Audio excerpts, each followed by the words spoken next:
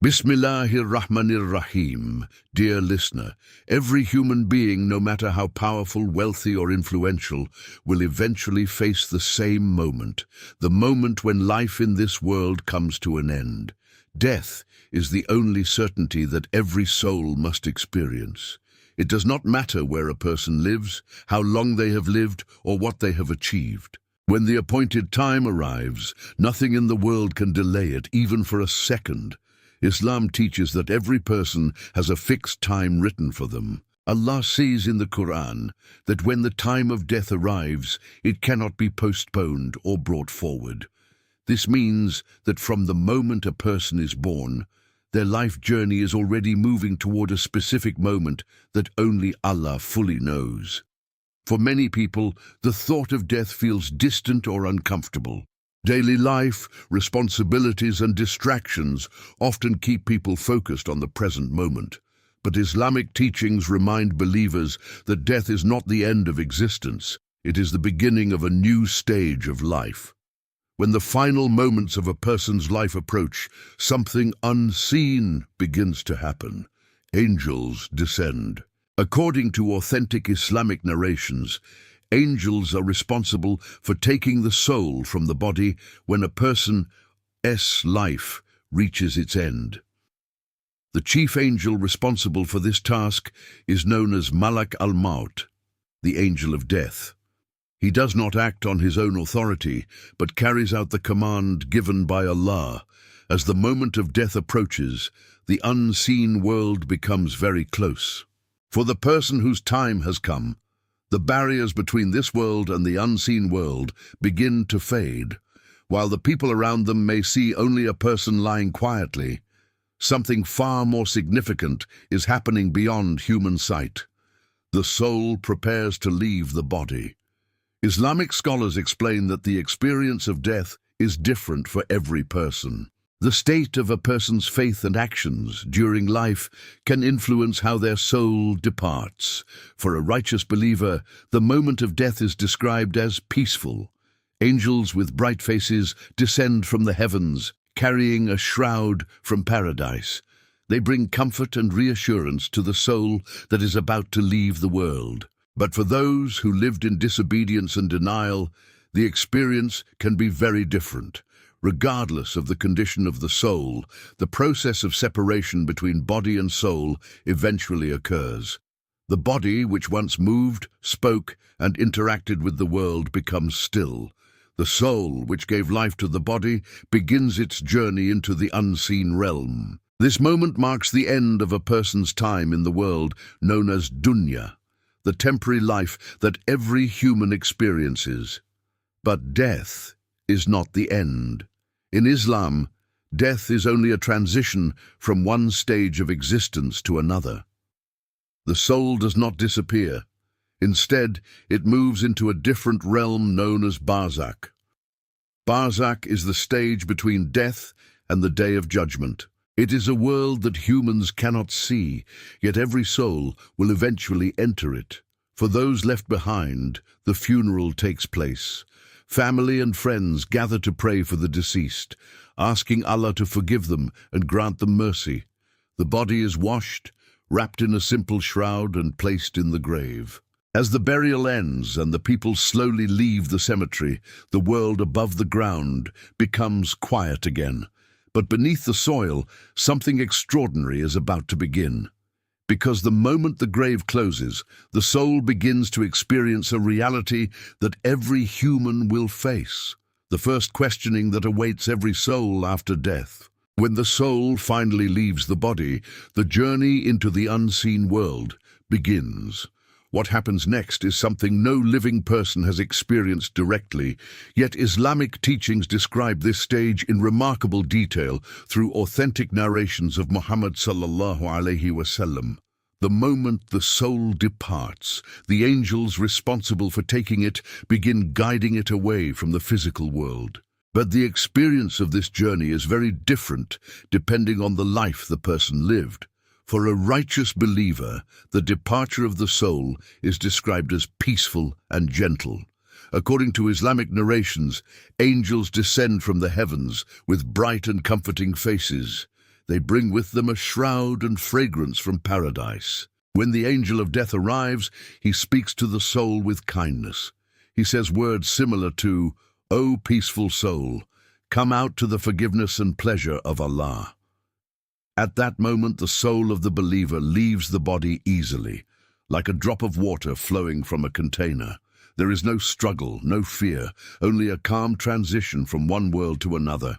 Once the soul is taken, the angels wrap it in the cloth brought from paradise. A beautiful fragrance surrounds it, unlike anything known in the earthly world. As the angels carry the soul upward through the heavens, they pass by other groups of angels along the way. Each group of angels asks a question: whose pure soul is this? The angels escorting the soul respond by mentioning the person's name, along with the best titles they were known for during their life. The gates of the heavens are opened, and the soul is welcomed with honor. But the journey is very different for those who lived a life of rejection and wrongdoing. For such souls, the moment of death is filled with fear and difficulty. The angels who descend are described as having stern and frightening expressions. Instead of bringing cloth from paradise, they bring rough coverings. When the angel of death arrives, he commands the soul to leave.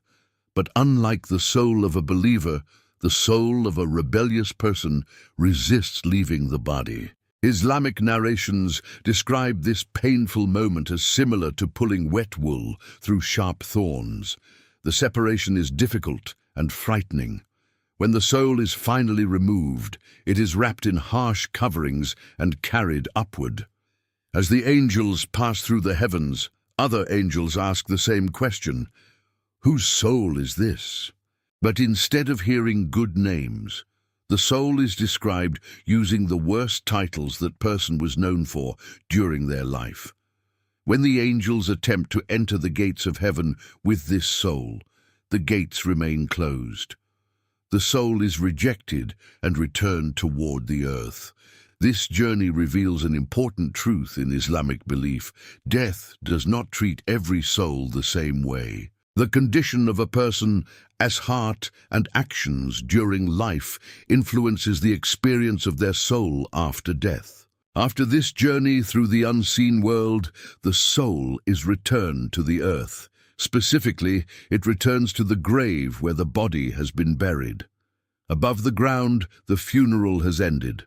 Family members and friends have already left the cemetery, believing the burial process is complete. But beneath the soil, a new stage is beginning.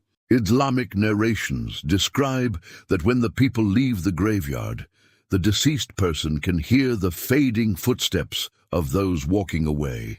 It is in that quiet moment, alone in the darkness of the grave, that the next event begins.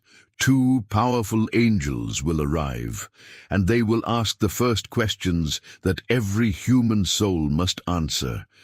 After the soul completes its journey through the heavens and returns to the earth, it is brought back to the grave where the body has been buried. Above the ground, the funeral has already ended. Family members and loved ones have finished their prayers and slowly walked away from the cemetery. But according to the teachings of Muhammad sallallahu alaihi wasallam, something remarkable begins at that very moment. The person in the grave becomes aware again. Islamic narrations describe that after the burial, the soul is returned to the body in a way known only to Allah. It is not the same type of life that existed before death, but it is a state of awareness that allows the person to experience what happens next. One of the first things the deceased experiences is the sound of the people leaving the cemetery. The Prophet Muhammad sallallahu alaihi wasallam explained that the person in the grave can hear the footsteps of those who walked away after the burial. This moment marks the beginning of complete solitude. The person who was surrounded by family and friends only moments earlier is now alone beneath the soil. The grave becomes their new world. For many people, the thought of the grave is frightening. It is a small and dark place, hidden beneath the ground. Yet, Islamic teachings describe that the experience inside the grave is not the same for everyone. The grave can either become a place of comfort or a place of distress. At first, the newly buried person begins to realize that life in the world has ended. The familiar sounds of the living world grow distant, and the soul begins to understand that it has entered a new stage of existence. This stage is known as Barzakh. Barzakh is the period between death and the Day of Judgment. It is a hidden world where the soul waits until the time when all people will be resurrected and judged by Allah. But before that final day arrives, something important must happen: a test. In the quiet darkness of the grave, two beings approach. They are not human, and they are not like the angels who brought comfort at the time of death. Their presence is powerful and serious, and their task is one of the most important responsibilities in the unseen world. These are the angels who question the dead. The arrival of these angels marks the first test that every human being must face after death. No wealth, status, or reputation can help a person in that moment. The answers that will be given in the grave come only from the truth that lived inside a person's heart during their life. The test is simple, but it is also deeply meaningful. It reveals whether a person truly believed in what they claimed during their life in the world. The grave, which seemed like the end of the story, suddenly becomes the beginning of a new reality. Soon, the questioning will begin, and the two angels responsible for this moment are known as Munkar and Nakir. Their arrival in the grave marks the moment when every soul must answer the questions that will determine whether the grave becomes a place of peace or a place of suffering. After the burial is complete and the people leave the cemetery, the grave becomes silent. The sounds of footsteps fade, and the person lying beneath the earth enters a moment of complete solitude. The soul has returned to the body in a way known only to Allah, and the reality of the unseen world begins to unfold. It is during this moment that two powerful angels arrive. According to the teachings of Muhammad sallallahu alaihi wasallam, these angels are known as Munkar and Nakir. Their appearance is unlike anything humans experience in the world. Islamic narrations describe them as extremely powerful and awe-inspiring. Their presence fills the grave with seriousness because they have come with a specific mission. Their task is to question every soul that has entered the grave. This questioning is not meant to test intelligence, memory, or worldly knowledge. Instead, it is a test of faith, revealing what truly existed in a person's heart during their life. When the angels arrive, they cause the person in the grave to sit up. Imagine the moment. The darkness of the grave surrounds the person, and suddenly, these two powerful beings appear.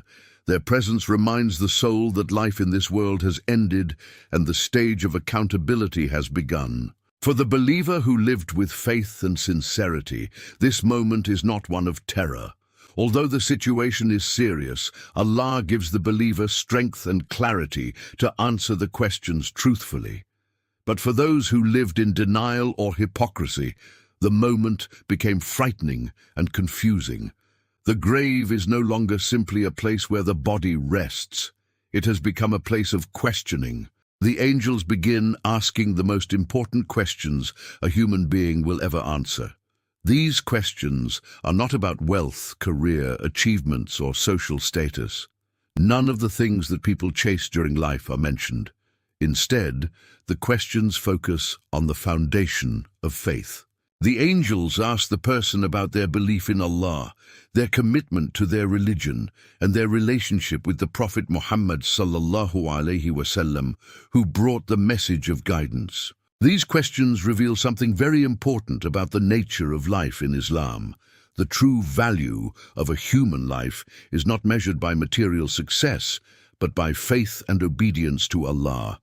A person may spend decades building wealth, gaining influence, or seeking fame. But in the grave, none of those things will help them answer the questions of the angels. Only sincere belief and righteous actions will matter.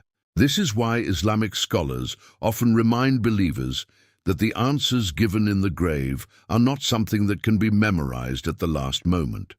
The answers come from the life a person lived. If someone truly believed in Allah, practiced their religion sincerely, and followed the teachings of the Prophet, their heart will recognize the answers naturally.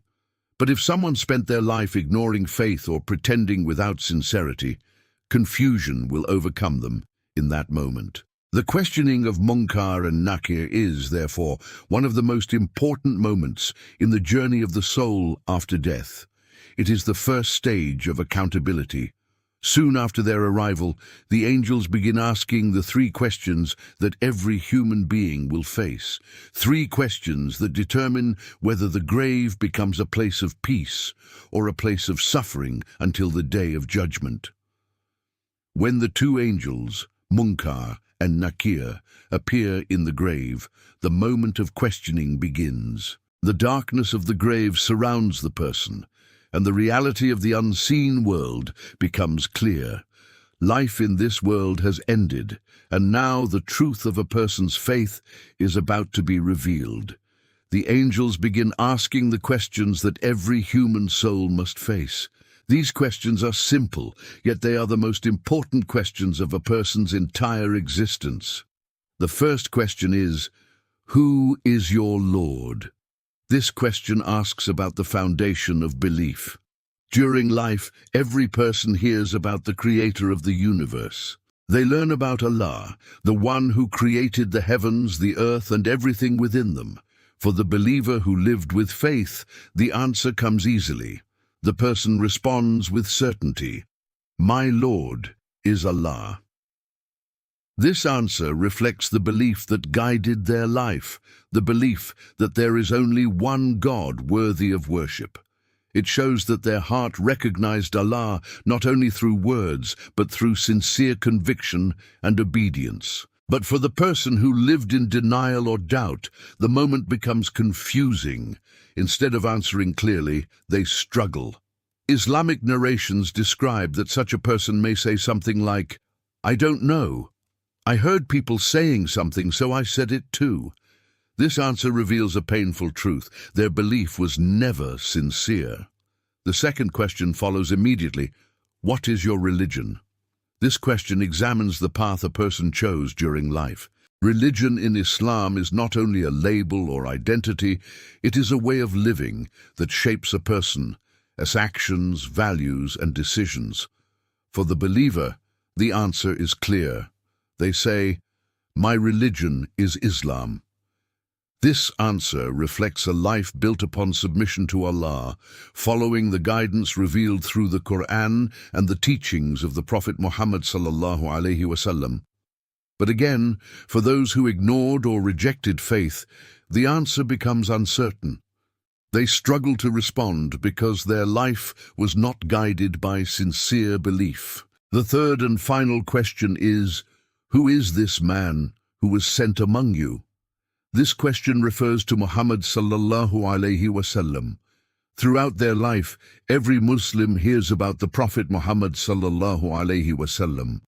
They learn his teachings, his character, and the message he brought to humanity. For the believer who truly followed the Prophet, the answer comes naturally. They say, he is Muhammad ﷺ, the messenger of Allah. This answer reflects more than simple knowledge. It shows that the person believed in the Prophet's message and tried to follow his guidance in their life. But for those who rejected or ignored the message, the situation became terrifying. Islamic narrations describe that they may respond with confusion, saying they do not know who the man is. At that moment, the truth becomes clear. The answers given in the grave are not based on memorization or quick thinking. They come from the reality of a person's faith during life. If someone lived with sincere belief, their heart will recognize the answers without hesitation. But if their life was built on doubt, neglect, or hypocrisy, the grave will reveal that truth. These three questions, about Allah, religion, and the Prophet are the first test that every soul must face after death. And once the answers are given, the grave itself begins to change. For some, it becomes a place of peace and comfort. For others, it becomes a place of suffering. What happens next depends entirely on the answers that were given. After the questioning by Munkar and Nakir is complete, the reality of a person's faith is revealed. The answers given in the grave determine what the next stage of the soul's journey will be. At that moment, the grave itself begins to change. For the believer who answered the questions with truth and certainty, the grave becomes a place of peace. According to the teachings of Muhammad sallallahu alaihi wasallam, the angels announce that the person has spoken the truth. A voice from the heavens declares that the servant has believed sincerely. Immediately after this announcement, the grave begins to transform. The space inside the grave expands. Instead of feeling narrow and dark, it becomes wide and comfortable. The grave is open toward paradise, allowing the soul to experience its fragrance and beauty. A window or opening is shown to the believer, revealing a glimpse of the place prepared for them in the hereafter. A peaceful breeze enters the grave, carrying the scent of paradise. The person is then told to rest in peace until the day of judgment. Islamic narrations describe that a beautiful figure appears before the believer. This figure represents the person's righteous deeds performed during life. The figure speaks kindly and brings comfort, reminding the soul that the good actions done in the world have now become a source of peace. In this state, the believer experiences tranquility while waiting for the day of resurrection. The grave becomes like a garden from the gardens of paradise. But the situation is very different for the person who failed to answer the questions correctly.